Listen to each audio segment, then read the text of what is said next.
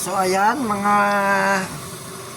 pinsan, mga guys, ngayon po ay tanghali na naman. Good afternoon po sa lahat. Tayo po ay magluluto ngayon ng chicken steak. Yan po, kakaiba kasi ang natural po talaga na ginagamit sa beef steak po dapat talaga to, pero dahil nga sa sobrang mahal ng mga ng beef, so ang ginamit po natin ngayong tanghali ay manok. So ito po ay gagawin natin chicken steak. Kaya so ayun, nagpainit na po tayo ng mantika. Ayan, nakikita nyo kumukulo na. So ang gagawin lang po natin ay magprito.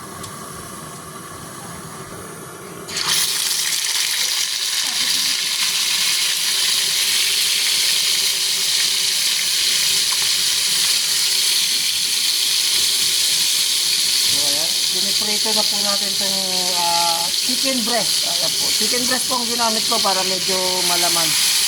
So, masarap ang kain. Yan, lalantakan natin mamaya yan.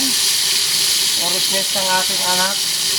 So, dahil wala tayong trabaho ngayon, bukas pa, kasi minaasikaso pa si Bossing. Yan. Shout out po sa Grand Cement. Siyempre sa aking mga kaibigan, yung laging mga nag-ano sa akin, nag-share ng aking video. Siyempre unahin natin po si Sheila Joy Cabrera, yan. Siyempre pangalawa na po dyan si RC Cabrera, Maria Cabrera, Jinjin Saltiga, saka sila Mark Anthony Cabrera, yan po. Siyempre yung mga taga-Olongga po na Cabrera natin dyan, siyempre si ganun din po sa ating kaibigan na si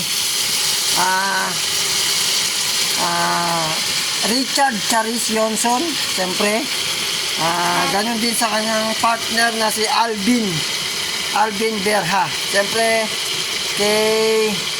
sa aking kumpare na si Kiko Vlogs. Yan. Magandang tanghali sa iyo, pare.